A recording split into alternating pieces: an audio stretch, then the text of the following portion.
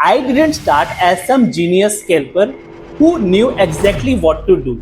In fact, my first year was filled with frustrations, blown up accounts, and those painful red days where you wonder, maybe this is not for me. But that's where the learning really happened. And today, after hundreds of trades, tons of mistakes, and hours of screen time, I can confidently say I have reached a point where I trade less than 90 minutes a day and still manage to pull out consistent profits. And in this video, I want to show you exactly how, not with complicated strategies or sitting glued to charts all day, but with a simple system that I have battle tested in real markets. But before we jump in, quick note, this isn't financial advice. I'm just showing you what works for me so you can avoid the painful mistake I made. When most people hear scalping, they think chaos, clicking buy and sell like a maniac and hoping for the best.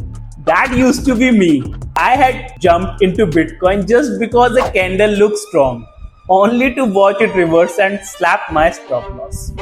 What changed everything was realizing that scalping isn't about prediction, it's about precision. Wait for your setup, strike and get out. Let me explain with the basics, that is market structure. Because if you don't understand market structure, every strategy you try will eventually fail. Think of it like this. Imagine a stock is in an uptrend. What does that actually look like? First, we make a low. Then we push up and create a high. Price pulls back but doesn't fall below the previous low. Instead, it forms a higher high. Then it pushes again, breaking the previous high and making a brand new high. That's clean uptrend. Low, high, higher low, higher high. Now here's where the magic happens. The old resistance, the level where sellers step in and try to push the stock down. Once it gets broken, it often flips into support. Why? Because buyers know this is where the sellers were strong before and now it's their turn to defend it.